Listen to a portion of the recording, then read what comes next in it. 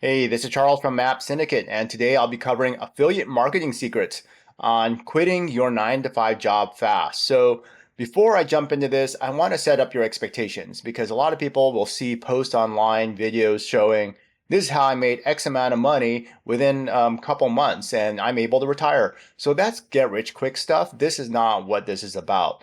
I will show you things like my insights from my many years of experience. I started affiliate marketing back in 98 and have tried a wide variety of strategies to build various businesses. I actually was promoting well over, probably by this time, over 1,000 products since 1998. So that's a lot. And they have been in different niches. So if you've been looking at affiliate marketing online, you might have heard of something called niche marketing. So I was going into a lot of different niches using both organic and paid strategies. But today, I'm going to simplify things. I'm going to talk about things as if I was just starting out. So you could actually get a very good idea of how to build your business. And then also, if you stick to the end of this video, you'll be able to learn more about Map Syndicate and also get access to a special course that I'm offering. So this course will show you pretty much how to start up a business, and it's going to be a high value, high ticket business. And that will provide you with a lot of guidance on building your business from scratch. So let's go ahead and get started here. So first of all, if you are new to this or you've been in the game for like, let's say a few years, maybe you aren't making the type of money that you've been wanting to make, let me go ahead and just talk about the basics first, and then I'll jump into more details. So first of all, affiliate marketing is just a way to promote other people's products and earn a commission. It's easier than back in the day when I first started, when I just got a code. It was like an alphanumeric code. And back in the day before the internet, I was doing direct mail. And so I would get a order slip, kind of like a sales letter plus an order slip. And then I would actually type my code on this piece of paper, mail it out through direct mail. And then people that would send in that order form would have my code. So that was back in the day. That was old school. And believe it or not, some people still do that today. But nowadays, things are very modern. Things are tracked. So you could see here's how many people that went through my link, my affiliate link, and here's how many people looked at the page. Here's how many people actually bought from it. And then there's a whole bunch of other different types of metrics that you could gain from that. But once people buy, then you start earning commissions. And commissions for a lot of the tangible goods are like, let's say, anywhere from 1 to 15%. And then if you're going into digital products, whether it's software, ebooks, courses, and all that kind of stuff, then it could be like, let's say, 50% to 100% or even more. So you might be wondering how they do more than that? It's because they have something called on the back end, which I'll talk about soon. So next, why affiliate marketing is your fast track to financial freedom. So if you have ever thought about doing e-commerce, selling stuff online, there's a lot to it, especially when you are selling here in the US. I'm here in Silicon Valley, California. There's a lot of strict rules.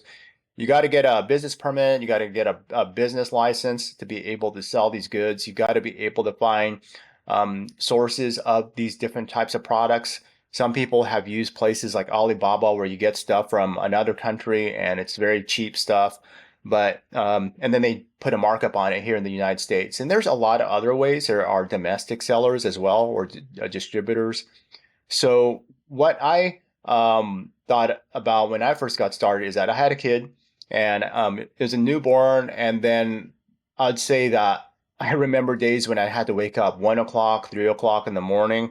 My kid was crying. And then I realized that I couldn't do the type of business I was running at that time, which was an offline business where I had to do a lot of calls, a lot of prospecting calls, and a lot of appointments in person.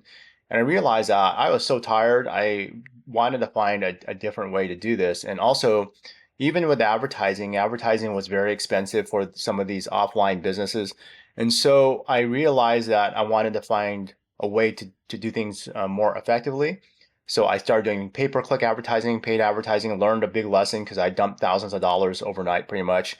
But what I realized that there's actually an easier way to do this.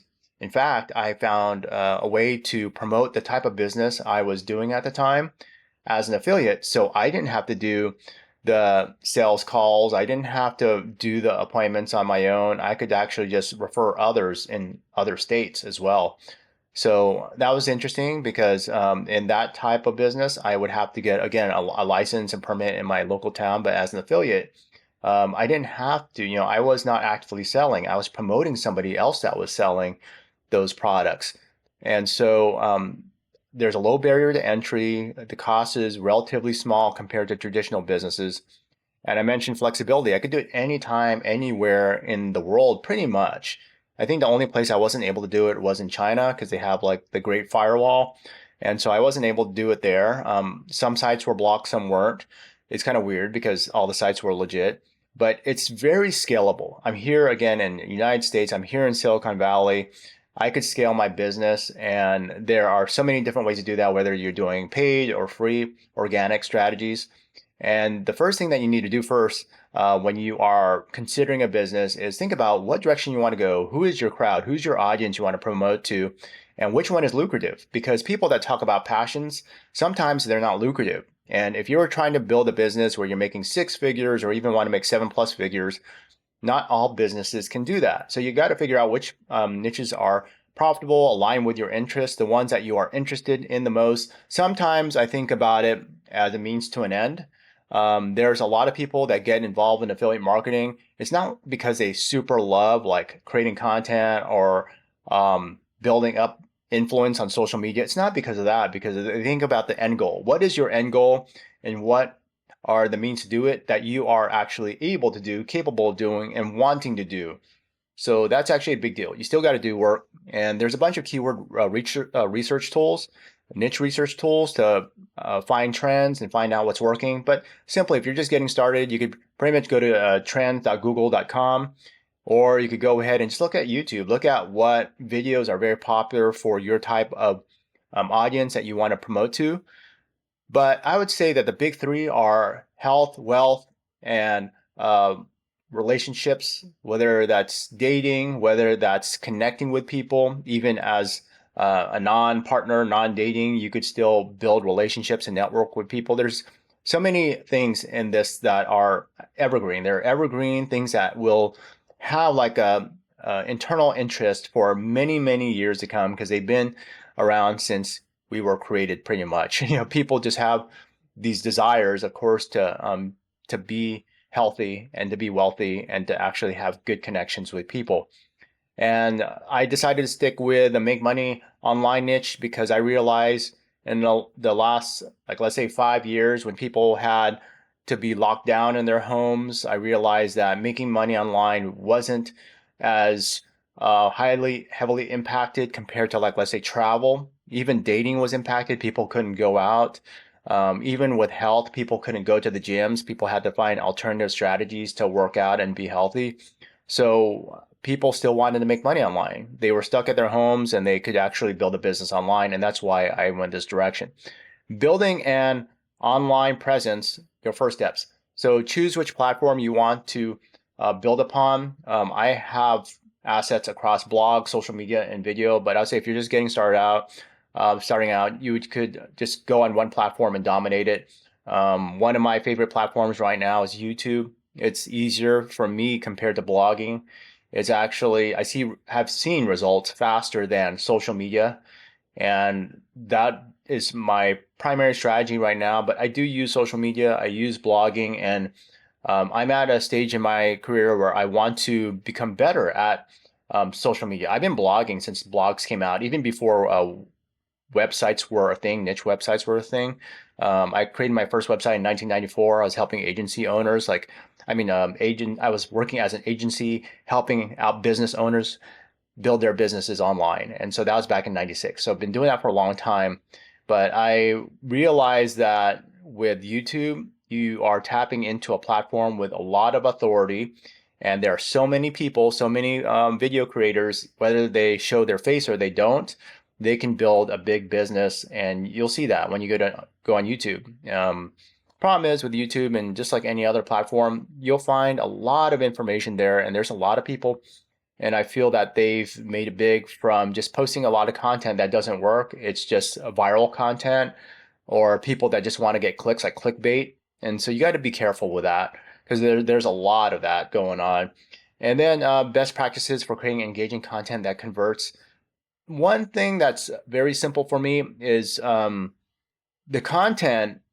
To me, it's depending on your delivery. You could take boring content and deliver it well, but if you're focused on very, very popular offers or popular content, type of content based on, like, let's say views on YouTube, for example, or even likes and comments on social media, then you could actually use that to create content. And the main thing that I do is with SEO, search engine optimization, to actually get more visibility in the search engines, even on YouTube, even on Pinterest. You can go ahead and make sure that your title has relevant keywords to what people are searching for. Don't make it too abstract, because I've seen people that are very creative. They think, oh, this is a very nice title, and it doesn't really explain what um, their content is about. It's like you have to read several paragraphs to figure out what's going on.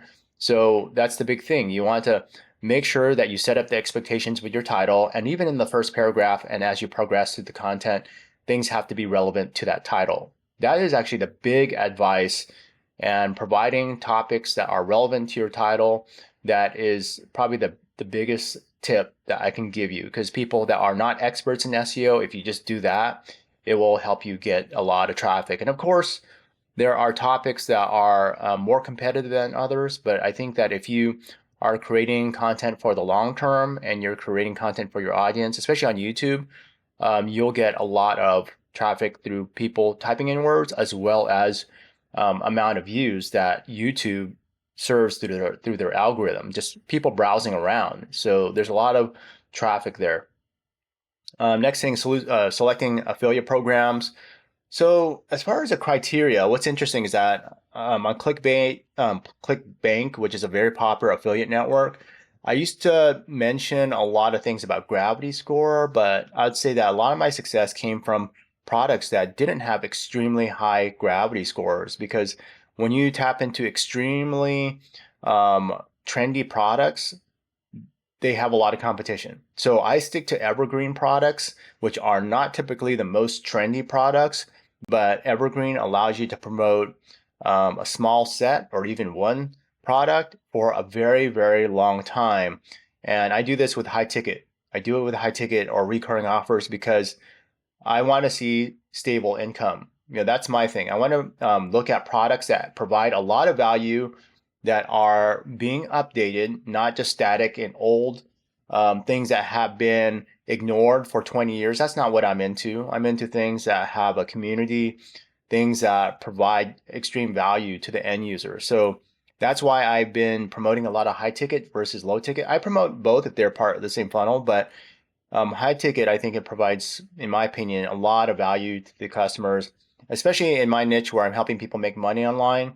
There's a lot of cheap products out there, and a lot of them don't tell the full story. So with a lot of these high ticket products, they have coaching and they do provide way more details, and they're more transparent, in my opinion. So that's what I personally do. And then understanding payment structures and potential earnings. So I'll say that there's a big disclaimer here, especially here in the United States. There's a lot of people saying that they got rich within months, and even like within 1, 2 months, which is very not typical. And so building a business, it takes time, it takes grit, and some people have content that will go viral, and you'll find content that goes viral by producing more content. And the more content that you produce, then you'll be able to look at what is actually doing well and then improve upon that. And then your potential increases over time. With payment structures, I mentioned commissions early on. Whether it's tangible products getting lower commissions or non-tangible where I get higher commissions, a lot of the products that I promote are like 75 to 100%. And then there's also something called two-tier affiliate, which I promote a lot, especially in high ticket space, where if I'm promoting something on how to make money, obviously there's people that want to learn the same thing. And if that is a form of monetization, they want to be able to promote it too.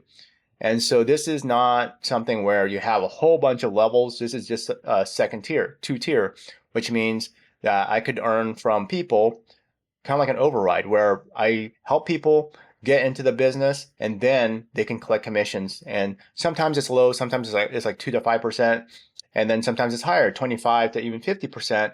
depending on the products that you're promoting. And so that is also something that I like doing, because if you are in this business to make money, if you are in this for the long game, especially for financial freedom and security, you want to be able to build a business that has a commission structure that allows that. If you're just doing one-off sales and then you have to start from zero every single day, then it's tougher. So that's why I am promoting a lot of high ticket, because that's what a lot of them offer. Some low ticket offers that, but the thing is that you making $1 or $2 per sale, even $20 per sale, it requires a lot of volume. And I realize that I can make pretty good money with low volume. And of course, if I scale that to higher volume, then I'm going to make way more. So that's the potential there. Crafting, converting content, what works the best? Let's talk about the type of content that I personally produce. So reviews, tutorials, comparisons. So like this, a review, of course, talk about the product. On this channel, I do provide a lot of reviews on my product, my special offer. And then tutorials, there I do have multiple channels. There are channels that I actually focus on some tutorial content, how-to content. There's actually some good and bad about that. So first of all, if I'm providing a course on how to do something and coaching on how to do something, obviously I'm trying to get people to pay for that content. So I don't want to get all that content from what I've learned and what I paid for and make it free, because that reduces the value. So what I can do is provide you with some ideas on how to build your business. And if you have questions, of course, you can ask me, especially on YouTube, especially on my Facebook groups. But of course, if you want to get high value from this, if you want to get a shortcut to build your business, I think you need to put skin in the game. It means that you have to pay up. That's just the truth. This is a business.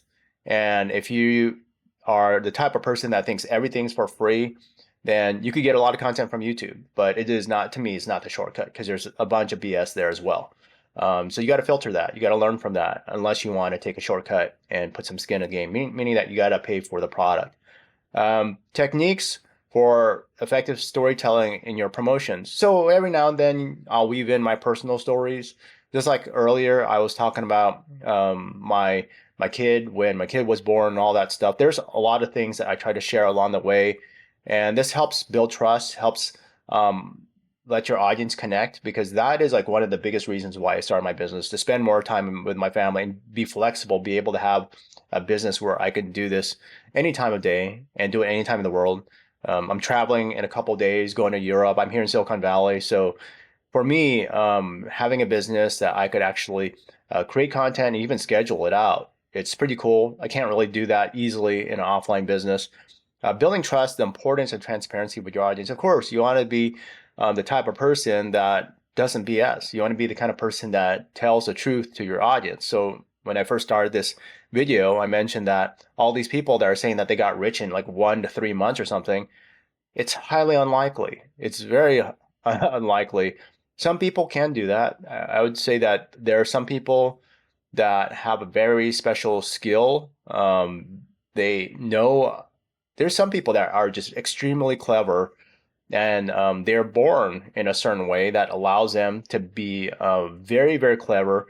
For me, I've actually studied, I don't know if it's been 1,000 yet, but hundreds of courses and books, and I'm learning knowledge along the way. I'm trying to do my best to provide that content to you, but it does take time. And some people, it just clicks just like that. And some people, it takes time. So moving forward, driving traffic to your offers. Explore. Let's talk about organic and paid traffic. Organic traffic, as I mentioned, YouTube is an organic way if you're posting content on it. Same thing with social media, same thing with blogging. Out of all these, I really like content that is video based. I think it builds trust faster. I know like and trust factor faster. And then you want to leverage social media nowadays compared to before. I used to do niche blogging. I used to do a lot of niche blogs that didn't even have a comment section. So I was just pushing content out there. Nowadays, if you want to get results, if you want to see results faster, I believe that you have to have two-way conversation.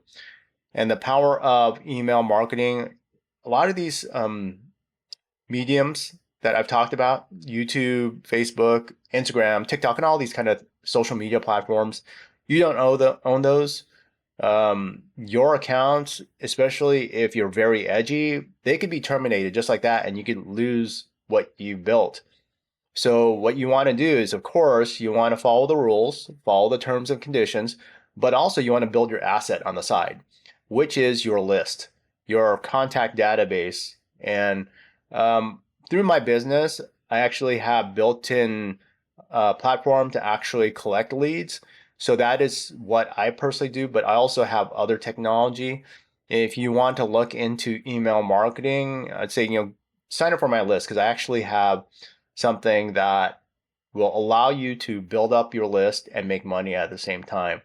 So that is the whole idea here. You build up your asset, and then you can just go to the link in my description and find out how to tap into that. Analyzing your results, measuring success in affiliate marketing. So you want to look at what is actually moving the needle. What are the key performance indicators, KPIs, that will actually allow you to make money in affiliate marketing, especially high value, high ticket affiliate marketing. You want to go ahead and build a list, as I mentioned earlier, and then generate leads. You build your list by generating targeted high quality leads. And the first metric is how many leads are you getting? Second metric is how many sales are you getting? Because just because you got a high lead number, it doesn't mean that you're going to be very profitable. Because if you are just pushing a bunch of junk leads into your account, that does not work so well, especially if it's a bunch of leads that can't even afford what you're offering. I remember following a guru even a few years back, even after learning all this stuff, this guru was making millions and then saying, this is how you do it. So I'm going to go ahead and start up a social media account. I'm going to go ahead and follow this person's strategies. This person is saying that I just need to do X and that's it. And when I realized that that person wasn't transparent and that person was just showing a method to pretty much build up a social media account using paid strategies, but it created vanity metrics. And the thing is that if you are in the business of building your business based on vanity metrics, that's your thing, but it's not my thing. I think that that is not being transparent. I feel that people that do it, it's kind of like just I'm not sure if it's lying or hiding the truth. It's just that just because you have high numbers, it doesn't mean that you're actually doing the right thing, and neither was that person conveying the full truth. Pretty much, giving that vanity figure kind of makes people feel like, okay, um, I just need to build that number and start making money. But if that person's not being transparent, if that person's not telling the full truth, what else are they not revealing? And so what happened is I built up a list of a bunch of people that were pretty much not the type of people that I wanted on my list. Pretty much people that couldn't afford what I was offering. And so if you're just trying to show, yeah, I built a list of 100,000 people or 10,000 people and I'm making all this money, but in reality, that person probably wasn't making that much and they're just showing high numbers to get more people on that list. To me, that's not cool. So that goes back to the original thing. Just tell the truth, try to be do your best to be as transparent as possible. And I say do your best because there's a lot of things that, of course, you can't be extremely transparent and say, okay, I'm going to tell you everything that I learned from this premium course. I spent $1,000 and I'm going to tell you everything. That's not what I mean. I just mean just be legit. Just be legit and build your business on integrity. And so that's what I mean. Tools for tracking and optimizing your affiliate campaigns. My CRM and or email marketing platform is what I use to look at how many leads I'm generating. And also, I do sell some of my own products, so I actually look at that. That's actually a conversion metric for sales.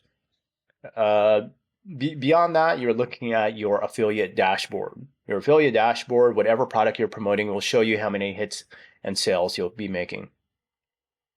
Learning to pivot based on performance data. So I pivoted a lot. I've been talking about high ticket a lot, but I wasn't doing high ticket for a very long time. I was promoting a wide variety of niche offers, and I decided to pivot because when artificial intelligence came in the game, it changed the landscape of marketing. And I realized that once I started seeing a big difference in sales and a big difference in traffic, I realized that I needed to pivot. And that is why I'm doing what I'm doing now. That is why I'm not building out hundreds and hundreds of sites like I used to. And I decided to just focus on one major audience, one major audience that can have a potential for over seven, eight, even nine figures. So that's what I'm doing. And then common pitfalls. Let's just finish off here. Common pitfalls and then insider tips. So common pitfalls about affiliate marketing that can hinder success. That some people, they just think that they just need to buy a course, just need to go ahead and invest on something, and then if it has built-in traffic, they don't need to do anything. That is totally hands off. There's a lot of it that's hands off, but there's still a lot of hands on. So that's why I call it semi-automated and semi-passive income, because you still need to do work. And I want to set up that expectation, because if you join me on my journey, then you got to realize that you got to put some skin in the game, not just investment, but even your own time, your own energy. And I recommend people putting in at least, if they're just getting started, if you have 2 hours a day, that's cool. But some people, I understand they're so busy. Maybe they just got a newborn. Like I did it, I've had multiple newborns playing another one.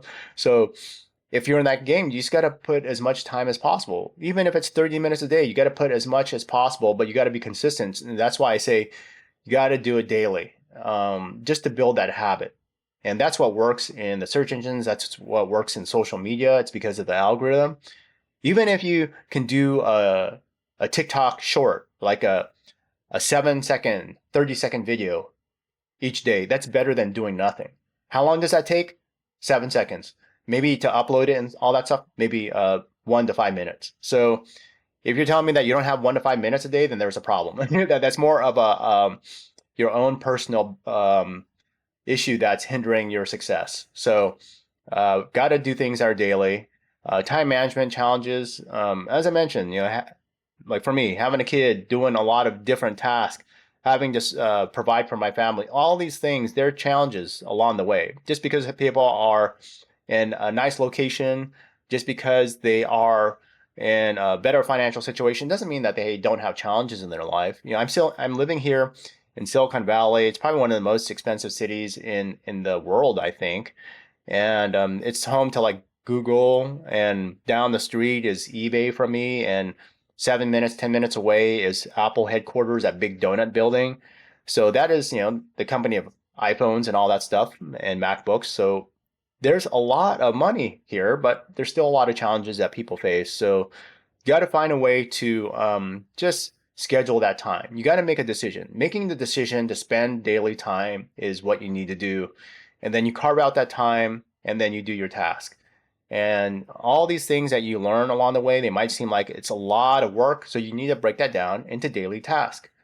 And if there's a wide variety of tasks, then you got to do a schedule for your week. What are you going to do on Monday? What are you going to do on Tuesday? What are you going to do on Saturday or Sunday if you work those days?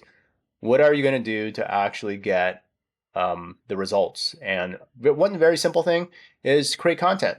Create content, whether that's text, video.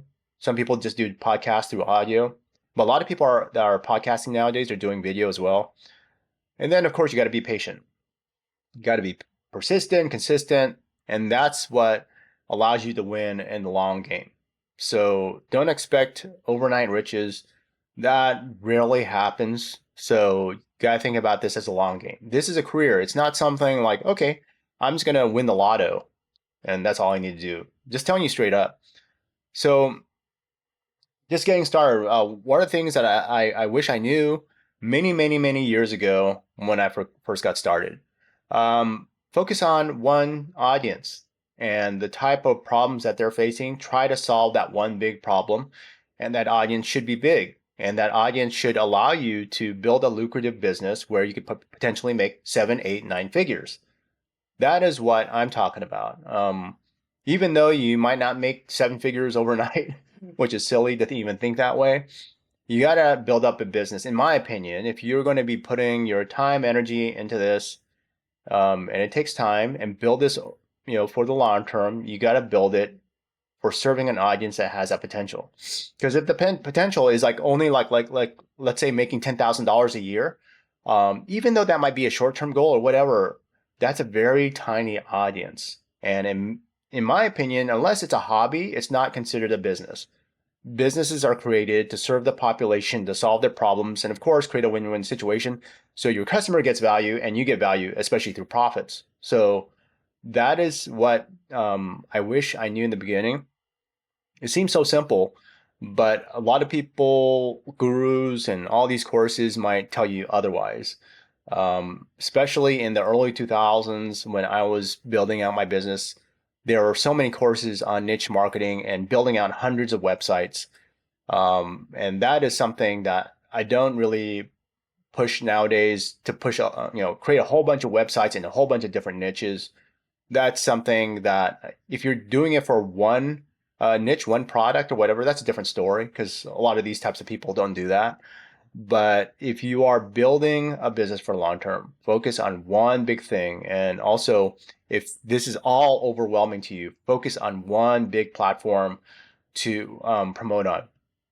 And if I was to pick, like, let's say between YouTube and social media, I would say use YouTube. Use YouTube. It does have a social component. It does have a lot of traffic. I've been able, again, to see good results from YouTube.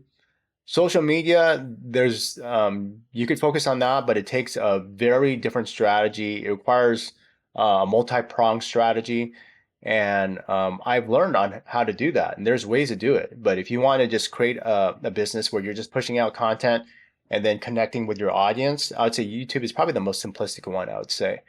Other than that, make sure that you check out the link in my description. The link in my description will lead you to a page. If you click on the button on top, you'll be able to register to get more details. And in that, I'm actually giving away a free course. Free course will allow you to learn how to make high ticket commissions and build, again, a business for the long term. It goes into more detail on how you can do that. So check it out. If you have any questions, just let me know. Especially after you register, you could just go to, there's actually a special group. I'm actually telling you some secret details here. There's actually a group that you could actually connect with in this, when you register, you could connect in this group and ask me questions, and I'll be able to help you out from there. So this is Charles from Map Syndicate. That's all for today. Thanks for watching.